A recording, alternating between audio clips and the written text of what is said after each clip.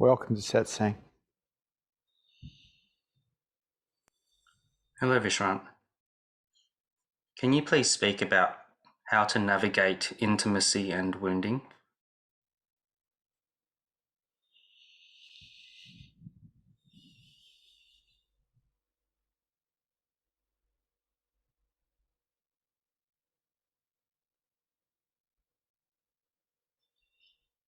I think first of all we need to understand clearly what intimacy is. To me, intimacy is being so at one with the other that there isn't two anymore. So at one with the other that instead of there being two, there is only one. And for that to occur, there needs to be an absence of the I, an absence of the one that thinks it's separate. And then there is just intimacy. The other isn't the other, you aren't you, there is just one, a totality. And if we drop the I, if we operate more from the truth, which is beingness, there is no two, there is only one. And in this one, there is so much beauty. I have a little puppy here at the moment who's just been taken from his mum. So he's only 8 weeks old, she's only 8 weeks old. So I'm just nursing her while we're talking because she needs to be close. And her name is Sky, and she's quite dark, she's black, and she's very beautiful, but she's a little bit insecure. I don't think she's got any wounding yet, but she just melts in when she lays on you. And so there's no longer two, there's no longer a puppy and myself, there's just one. And she just disappears into that. She's lovely. Combining the question with the word wounding makes it interesting, because people who haven't healed their wounding are quite often tripped up when their wounding gets touched, and that creates a strong sense of separation. Myself and the one who's tripped me up, or the one that's apparently hurt me, but that's not true either. People can do things that touch you, but only you are responsible for that. They're not responsible for that. You're responsible for your reaction as well, but you basically make yourself feel. Other people can't do that for you. And so when you have enough maturity to take full responsibility that you make yourself feel, and that it's not the world that makes you feel or another person that makes you feel, well, you're no longer being a victim. This is so beautiful, because in this, you're not creating more wounding. See, people like to think they heal their wounding, but what's the point in constantly healing it by allowing yourself to feel it if you're also constantly topping it up by running victim-orientated stories in your mind about how life's not working for you, how someone's done you wrong, how that's not fair, taking offence. And every time we take offence, of course, we create separation. Every time we turn ourselves into a victim, we create separation. And so there's no intimacy in that either. So in true intimacy, we are just one. There isn't another. And it's so beautiful. To train the mind to not be a victim of life, to not create more wounding, is the work. To remove all the belief systems that support wounding, support expectations that, when unmet, create contraction and resistance. Any time we take offence to anything, we are hurting ourselves. We are contracting. We are resisting. We are responsible. Not the world, not what's happened. We are. This is full responsibility. This is maturity. And so to really have intimacy with the world, with people, we have to be mature. We can't be immature adults constantly taking offence, constantly getting disturbed because we think something's not fair. We can't be victims and be mature at the same time. It's one or the other. Be mature and don't be a victim, or be immature and be a victim. And in victim orientation, there is always separation. There isn't unity. There isn't intimacy. Intimacy really comes when we have a mature mind that will support it.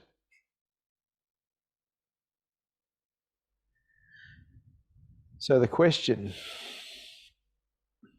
about intimacy and wounding, how can we navigate it? Well, really, it's a question of healing the wounds of the heart by allowing ourselves to feel what's there, and by not creating more wounding by being a victim to life. Intimacy.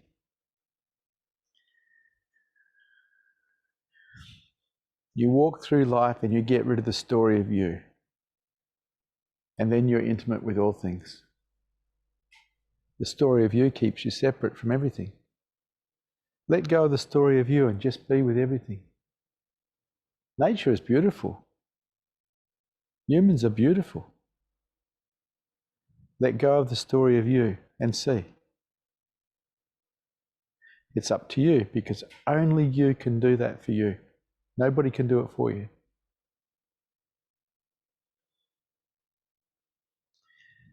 Are there any questions? Any statements?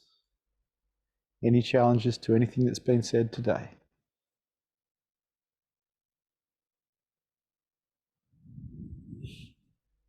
The first question, is it possible to not be wounded at all? Yes. After you've healed all your wounding, it's absolutely possible to not be wounded at all. We heal our wounding by feeling it. If we've felt all our wounding and it's all gone and we're not producing any more, we are not wounded. If we haven't allowed ourselves to feel our wounding, if we've just kept it repressed, well, it's going to be there. It doesn't go away by itself. And if we're topping it up because we're victims to life, well, it's probably going to be pretty big. Up to you.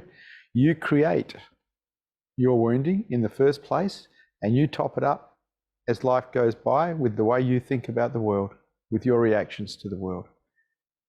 You are totally 100% responsible.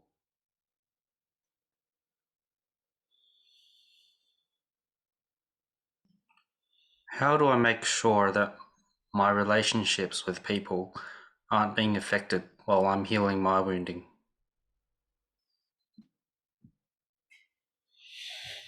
I don't really know what you mean. Sorry.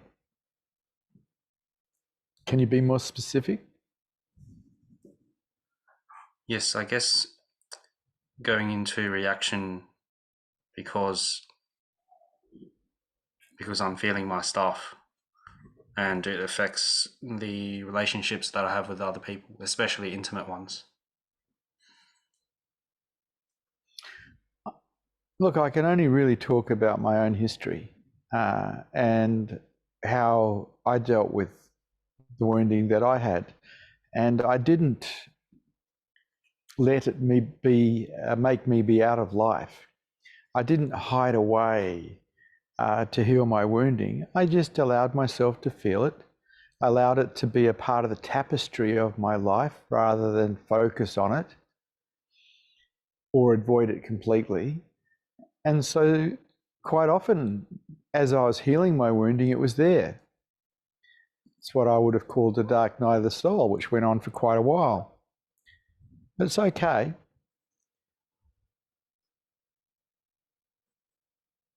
I don't see any reason to play life be out of it. I'm really into life be into it.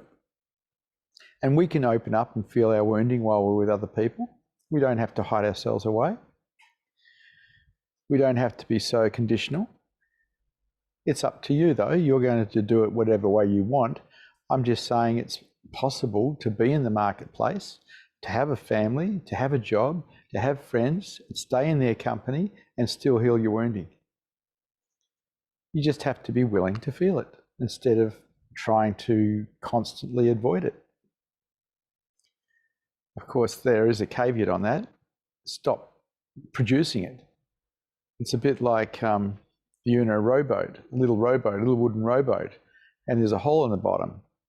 And the hole in the bottom's where all the water's coming in. And the water's the equivalent to your wounding. It's coming in because you're producing it with victim-orientated thinking. So you decide to bail it out. Well, that's you feeling it. And you're bailing it out, and you're bailing it out, and you're bailing out. You're feeling it, you're feeling it, you're feeling it, you're healing it. But you haven't stopped the water coming in the bottom of the boat. You're still being a victim to life. So you're still producing more. So you're getting nowhere. You've got to stop being a victim to life. And you've got to be able to feel what's there. That's how we heal wounding.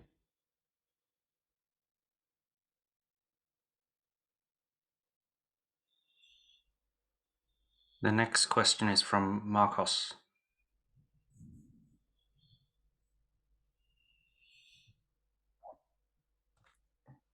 Hey, Vishrant. Hello, Marcus. Hi.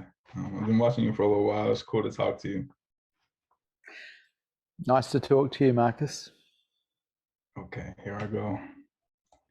So how do we identify wounds that are dormant? Easy. Just relate to humans. Because humans trigger us. You find the places that you don't want to go, the things you don't want to talk about, certain people you don't want to hang out with. You'll find those places usually hold triggers that activate the wounding, and people avoid those places, those people, those things, those subjects. And so you have a look at what you're avoiding. More than likely, in that avoidance, you're protecting yourself from feeling your wounding. Cool, thank you. One more. I say one more. It's probably going to be one more than one question. All right, so I heard Osho say if he were a taxi driver, no one would recognize his enlightenment. Is that a trust wound? He said if he was a taxi driver, no one would recognize his enlightenment. Is that what you said? Yeah. Well, that's not true. Because someone who's awake has a Buddha field, and you get into a taxi with them and you're sensitive, you're going to feel them. I can pick a Buddha field up from a mile away, actually more than 10 miles away. Yeah. Someone who's awake carries a Buddha field. And if you get into a taxi with someone who's got a Buddha field and you've been in a Buddha field before, you'll recognize it straight away because your mind starts to quieten, it starts to expand. It changes your whole atmosphere. And so Osho was not correct in that particular statement because, yeah, there'd be a lot of people who wouldn't recognize, that's true, but there'd be an awful lot that would because the Buddha field would blow their mind. And so quite often I'll be ordering something at a deli or in a bank trying to deal with a bank teller, and all of a sudden they lose their mind and I've got to step away because they can't do their job. Now, they don't recognize what they're experiencing. They don't recognize what's in front of them. That's true because they're not seekers. They haven't been with someone who's awake before, but it definitely affects them. The Buddha field affects everyone. Nice. And one more. This is my last one. I have a fear of failure. I like to cure that, but how do I accept myself? How do I trust myself with this fear of failure? Okay, so I had to come to grips with this one as well. I understand it. I allowed myself to fail. I made it okay for me to fail. I made it okay for me to win, and I made it okay for me to fail. And because I made it okay for me to fail, it stopped the tension in me. Because as long as all we want to do is succeed, and we don't accept the possibility or the potential of failure, we get uptight. And I really wasn't into being uptight. So from quite a young age, I made it okay for me to win or okay for me to fail.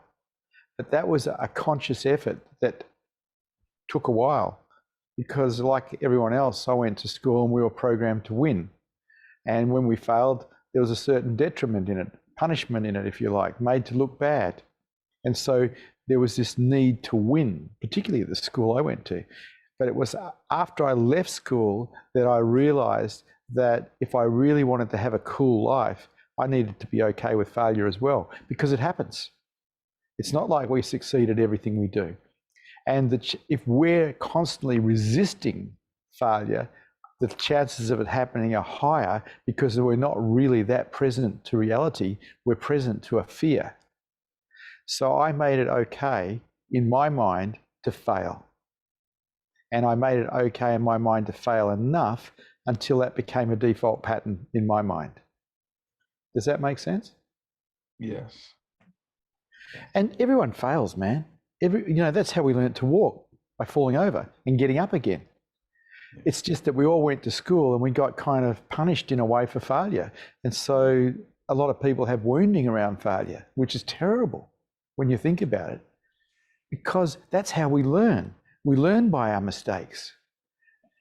And a lot of other people, when they get told they've made a mistake, they go into contraction, they go into resistance, because of this pattern inside of them that needs to win at all costs, because it's so bad to fail at school. We get looked down upon. Our parents don't pat us on the back. Yeah. Yet we all fail. Everyone fails. And it's how we learn. And if we're willing to be okay with failure, we're also willing to take advice from other people when we get it wrong. But if we're not okay with failure, we're probably going to reject advice as well. It's okay to fail. Absolutely okay to fail, Marcus. And like I remember when I was very small, I would feel really bad when I got in trouble. And I still could sense when I feel like I'm in trouble. Yeah. And Yeah. So there's probably trauma attached to it somewhere from early childhood brutality. But look at it this way. If you become more conscious of that, you can walk through it, because really failure is okay. It's how we learn. It's just that there's some kind of trauma reaction when you fail. It contracts you inside, takes you into fear. The way is to become more conscious of your own mind, and instead of supporting that fear, making it okay to fail. Because now you're disengaging the fear. The fear is you're going to fail. In making it okay to fail, you're disengaging the fear. Okay to fail and okay to be in trouble? Absolutely, man. I've been in trouble my whole life. Look, Marcus, I was diagnosed with ADHD after I left school. And so can you imagine the trouble I got into at school? I had to learn to be okay with failure because my concentration levels weren't high. And when you're in school and your concentration levels aren't high, you get into trouble. And so I had to find a way to be okay with me. Otherwise, I would have ended up being a cripple, because I've been brutalized so badly at school for getting it wrong. Mm-hmm. It's always best to be on your own side, Marcus. You be okay with you no matter how you are. Thank you, Vishrant. Thank you, Marcus.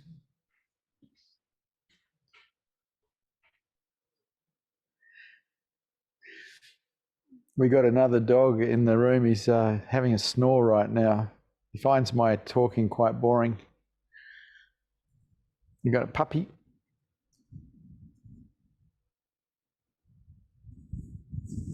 The next question. Yeah. I have trouble being intimate and vulnerable with my partner, as it often gets rejected. Do both people need to learn intimacy in a relationship for intimacy to exist? Look, I made rejection okay, and then it didn't trip me up. As long as we turn ourselves into victims of being rejected, there's going to be a problem, because people do reject. It's human nature to reject. But if we can be okay with rejection, if we can find a way to make that okay, there's not a problem here. The problem lies in our unwillingness to be rejected, in our thinking it's wrong, in turning ourselves into a victim of it. It's okay for people to reject. It's okay. Why shouldn't they be able to reject? But as long as we hold on to some kind of belief that, oh, you shouldn't reject me, wow, we're going to be in trouble, because in this world, people reject. It's what they do, particularly if they're not feeling right at the time, or they're feeling annoyed or something else, they're going to reject. If you can make it okay to be rejected inside of yourself, you can be free of this problem. It's okay for people to reject. If you examine yourself, you reject people, you reject things. And so it's a little bit hypocritical to expect others not to reject you from time to time. Rejection is okay. So far, you have failure being okay, and we have rejection being okay. Brilliant.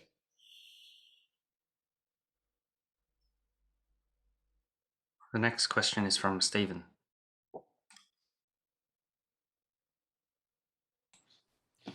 Good morning, Vishrant. Good morning, Stephen. I was just thinking about the question from Marcus and also the question you've just answered. I've heard people saying that healthy personal relationships need each of us to be self-reliant, self-aware individuals and not dependent on the other for our completeness. I wondered if you feel there's some truth in that, and whether you could explain how this is consistent with putting aside the I, putting aside the ego to become one in our intimate relationships. Yeah, I would agree with the statement you've just made about how healthy relationships work. I'd like to add something to that, and that's that if we want a relationship to work, no matter who it's with or what it's about, we need to be in service of the other. Two people are in service of each other. It's so beautiful. Yeah. But when you come to the party and all you want to do is take, you want to be loved, you want to get this, you want to get that, you're coming as a beggar. And so you're not coming as an asset to that relationship, you're actually coming as a liability. But when two assets get together, two people who want to give to each other, two people who want to take care, two people who want to serve each other, now you have a very healthy relationship, because in this environment, love will flourish. Yes, I think that's answered it beautifully. It explains very well how putting aside the I foster and succor and nourish that intimacy in the relationship. Yeah, it's actually nice to serve the other. It's nice to take care. It really is. It's beautiful. It's the way of the heart. Yeah, that's fantastic. Thanks so much for your answer, Vishrant. That's good. Thank you, Stephen.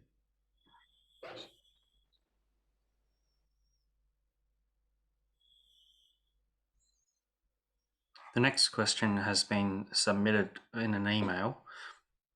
Why is it easy to indulge in our ego? Because that's what you're programmed to do until you die. The ego is basically a survival mechanism, an identification of the mind, and the mind is all about survival. Our body is all about survival, survival of the species. And people forget this. They think they're beyond that. But really, the body and the mind is just a survival mechanism. Who we are or what we are is beyond that. But most people don't experience themselves as anything but the mind and body. And it is a survival mechanism. And so, of course, there's going to be problems in it. But because we're intelligent, we can go beyond it. Because we're intelligent, we can serve the heart instead of serving survival. Because we're intelligent, we can wake up. Animals can't. Because we're intelligent, we can turn awareness onto itself and find ourselves as truth, as beingness. But needless to say, that has to be done. If left to nature, we just survive. It's unnatural for someone to raise their consciousness levels. It's unnatural for someone to awake because it demands unconditional surrender. And unconditional surrender has nothing to do with survival.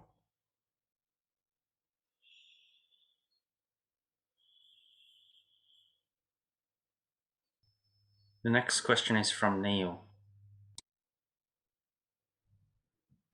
Hello, Vishrant. Hello, Neil. Right. So at the beginning, you said that true intimacy is when you feel one with the other. But isn't that a mutual thing? Shouldn't the other person also feel like they want to be one with us? If they want to be, yeah. But, okay, so right now I've got a puppy that's fallen asleep on my lap. Now, from the puppy's perspective, it wouldn't know anything. It's too unconscious. But from my perspective, I'm one with the puppy. And so the puppy doesn't need to be in awareness that it's one with me for me to be in one with it. Mm-hmm. So look, it works best if the other is cooperating and playing the same game. There's no doubt about that. But it doesn't need to be so. I find that I am intimate with every human being I meet because I'm as an I out of the way. And so there's an us. And I feel them like they are myself. Mm-hmm. Right.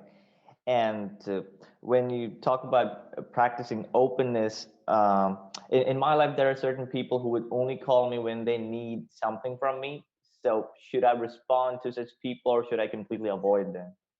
I spend my life taking care of people who need something from me. So that's I love people and I love taking care of them. I love giving to them. I love supporting them. This is my love affair with humanity. I don't see a problem here because there's so many people out there who do need. There's so many people out there who are out of touch with their own hearts. And this world needs a little bit more light. And when you can love others, you're providing some of that light that's required. Once they get what they need, they will just walk away. That's it for them. So that really doesn't matter because love doesn't have conditions on it. The mind might have conditions on what it does and what it doesn't do, but love doesn't. Love just loves. And if you get out of the way enough and allow love to actually lead your life, which is the way of the heart, you just take care of everyone and everything. You don't look for something in reward. You don't look for something in return. You just do it. It's a way of being in the world. It is the way of the heart. It is so beautiful. Up to you, mate. All right. And in the past, I've noticed that I've also heard people that I loved out of anger sometimes, and I felt like anger is more like a reflex. When someone does something or says something, I just react to it without thinking, and afterwards I will be like, I shouldn't have said that or done that. Is there a way to catch myself next time when this emotion of anger comes out? Yeah, this was my problem when I was a teenager. I was a very angry person. I had a pretty hard life as a kid, and I had a lot of bitterness and resentment towards people, and I was carrying anger, and I was carrying a pain body, a rage body, and I noticed that my anger was dangerous because it got physical, particularly in bars. I became a bar fighter, and I recognized that I was going to hurt someone bad one day. So I actually started examining anger. I watched it. I watched how I'd be touched by something. Something would touch me, I'd feel pain, and how instantly there'd be a reaction of anger, and in that anger there would be blame. And I watched the process and I watched the process. And as I watched it, I was able to catch the reaction faster and faster. Instead of going to anger and moving to some action that was unsavory towards others, I stopped it. And I stopped it, and I stopped it, and I stopped it. And after a while, it stopped happening. I stopped getting angry. But by that stage, I also had a clear, clean understanding that anger needs blame to exist. And blame involves you being a victim of a circumstance, another person, or yourself. And so I removed the idea of blame from everything I was doing. I removed the idea of victim orientation from everything I was doing, because without blame, anger cannot continue. It is the fuel that fires it.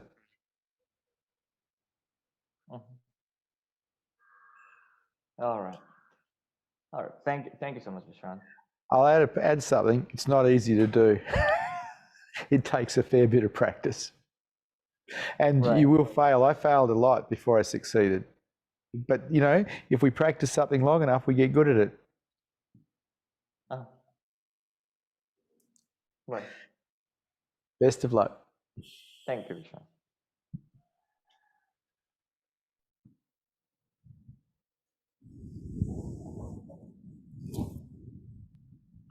The next question is from a viewer. How do we stop identifying with the mind and release our beliefs about life? Well, it's pretty hard to stop identifying with the mind unless you're awake and you know yourself as beingness. People who haven't experienced beingness as self will think they are a somebody that has been somewhere and is going somewhere, because that's how the ego pretty much makes itself up, from a series of reference points from the past projected to the future and some belief systems. To actually try to disidentify is difficult, because it's the ego trying to disidentify from itself. Can't really happen. When you know yourself as beingness through Satori, it's obvious that you're not the ego. It's obvious that you're not a somebody that's been somewhere, that's going somewhere else. It's obvious. But until then, what you can do, and what I did, was I learned to put the story of Vishrant aside. I learned to not entertain the story of Vishrant, and in so doing so, diminished the I. Didn't disappear it completely, but diminished it. Because the I, the identification, shows up in story. My life, my future, my problems. And so I decided I just didn't want to do that anymore. I'd rather be with what is real. I'd rather listen to you than have the story of Vishrant. The story of Vishrant came back again after awakening, when I realized I could use it as a teaching tool. But before awakening, there was bugger all story of Vishrant. I just wasn't interested, because the story of Vishrant's the same as the story of everyone else. It's problematic. It's painful. I wasn't interested in it anymore. And that was quite nice, to not have that story, to just be with the world without carrying that weight. But the identification was still there. The identification dropped when awareness became aware of itself. It was absolutely impossible for the mind to think it was a somebody anymore.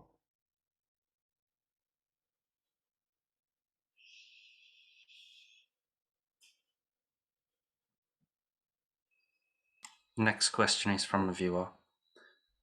How is truth to be known and established? Aha, that is the big question, isn't it? For me, I've had mentors since I was a teenager, and I was very lucky that I came across the mentors I did. And by the time I was 28, I found Osho Rajneesh, Bhagwan Sri Rajneesh, and he became my spiritual master, a mentor in the quest for enlightenment, in the quest for higher consciousness. And I just followed his instructions to the letter. And in self-inquiry one day, while walking along the river quietly, after about 4 hours of asking the question, who am I, and discounting it, I found myself as the universe. And nothing was ever the same after that. Find yourself someone who's awake. Check them out, make sure they're walking their talk, and then follow their instruction. That's the best advice I can give. If you can be in their presence, that's best also, because they have a Buddha field that'll allow you to have clarity, to see the obstacles that are in the way. And it's a doorway to your own true nature. Someone who's awake is like a walking black hole. You tune into them and you'll disappear. It's brilliant. And so when Osho died in 1990, I felt devastated because I felt like I'd lost my chance in this life for enlightenment. And also I loved him so much, and it's just so tragic that he'd gone. But then the Advaita Vedanta teachers came to town 8 years later. And because I had done the work that Osho had suggested, meditation, self-inquiry, the practice of openness, the way of the heart, witnessing the mind, because I'd been diligent at it, the moment one of these Advaita Vedanta teachers walked into the hallway, the hall where he was going to be holding satsang, the moment he walked in, and his name was Isaac Shapiro, awakening occurred, a satori occurred. I found myself as everything as love. And then over a year, the next year, over 1,000 satoris, and then awakening. In that, it's been like that now for 21 years. There's nobody here. There's nobody talking to you. Self is the universe. The best you can do, if you're interested in enlightenment, is find someone who's awake and hang out with them.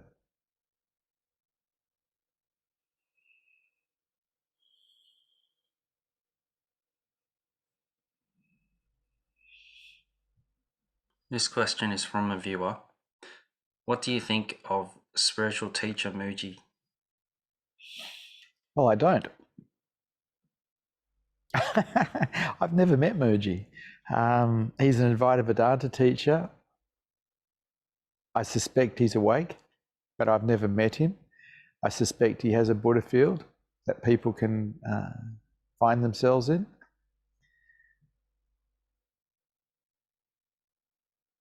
I haven't really listened to anything that he's ever put out because Mooji came on air after awakening occurred here, and I haven't been interested in other spiritual teachers since. When I was a seeker, I was interested in spiritual teachers because I was looking to wake up. I was looking for enlightenment. But when awakening occurred, I lost all interest in other spiritual teachers. I lost all interest in people who are awake. They're just the same emptiness I was. No difference. Then people started coming to sit because they could feel the presence, and satsang began, and it's been going ever since. I think currently there's 9 satsangs here in Perth a week. For those who are thirsty for truth. And I have an interest in those. I have an interest in those who are thirsty for truth.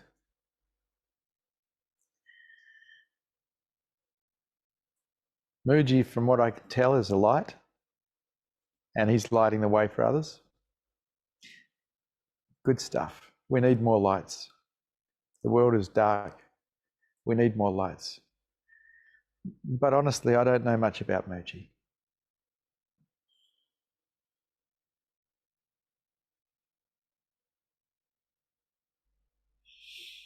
The next question is as follows. How does one identify selflessness with purpose?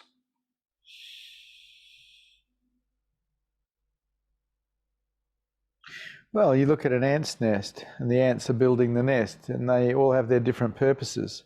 I doubt very much whether any of them have any self. They'd all be selfless. It's just that when people are living as an I, they have a problem understanding selflessness, because everything is around what they do, what they think, me and you. It is only really when the I drops completely that selflessness is understood, because there is no self present. Then there is just doing, walking, talking, but nobody doing, nobody walking, no one talking. You've got a dog snoring over there again. His name's Yoda, and he's fast asleep.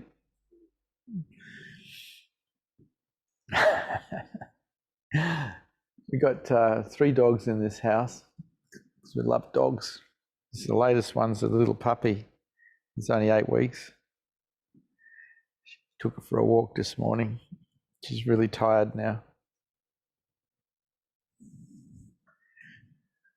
But the dogs come to Satsang and they fall asleep and they snore.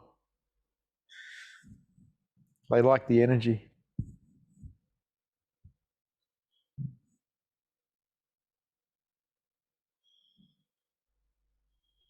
The next question is from Susha.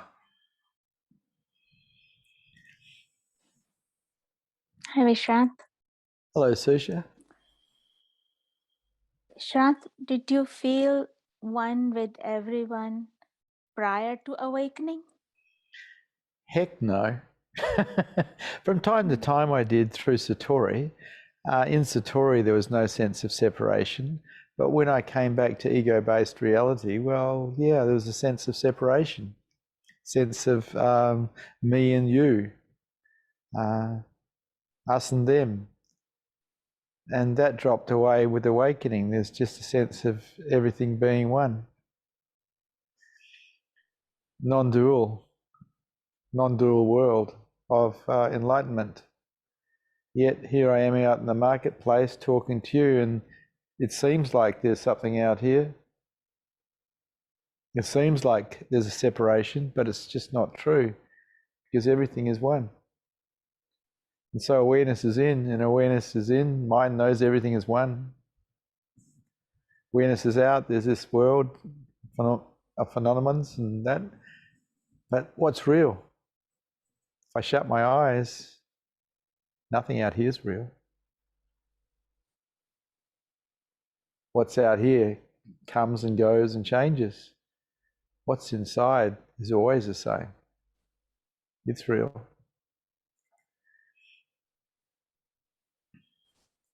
So without healing the wounds of the heart or our wounding, one cannot move into higher consciousness or super consciousness?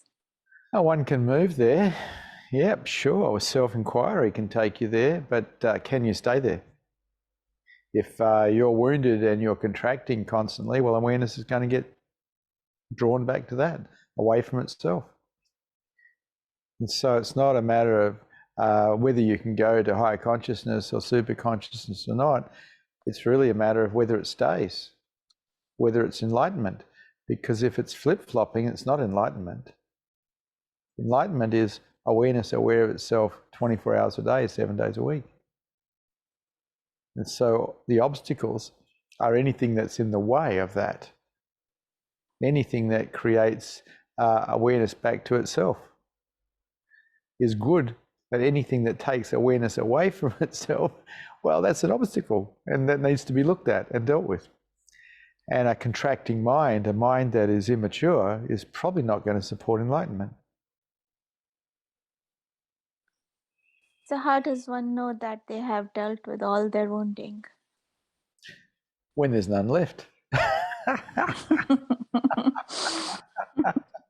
Okay, so I thought I'd dealt with all the wounding before awakening because I'd been at it for a long, long time. But after awakening, I was drunk for 6 months and I couldn't work out what this drunk feeling was. It was just vast nothingness, but the mind was drunk in it. And it wasn't unpleasant, it was nice. But then after 6 months, it stopped. And what I realized that is while awareness was aware of itself, the mind was also purging still, wounding that hadn't been dealt with, old stuff that didn't have any story. And as it was purging, it because it was resting in beingness, it felt like it was drunk. And then one day it just stopped. There hasn't been any feeling of wounding since. And that was 20 years ago. So I don't think there's any wounding there. There might be. I really don't care.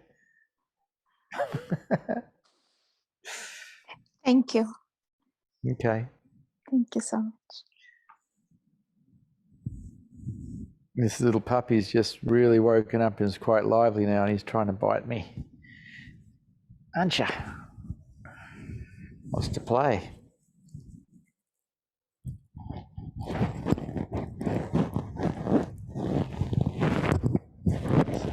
Little puppies are so beautiful.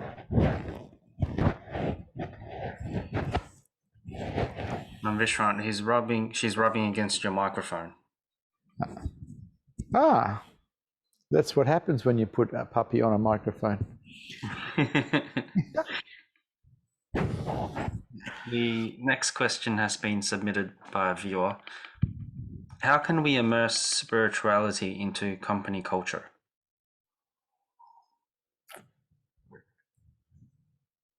Yeah, it's a good question. Wake up and then bring it into the marketplace. This is what Osho is referring to as Zorba the Buddha. You wake up, awareness aware of itself, and then you bring it into the marketplace. You don't hide it away. You don't become holier than thou. You bring it into the marketplace, in the world, but not of it. And if you're awake and you're in the marketplace, you are deadly. Because you see everything coming. You have a big picture of everything. It is brilliant.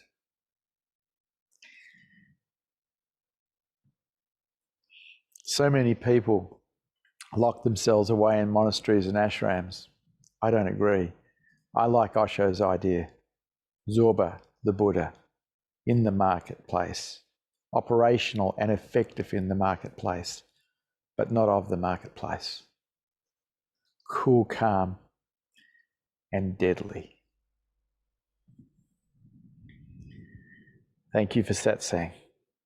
Good to see you, brave hearts, here today. I have ended it a little bit early today. Thank you for coming.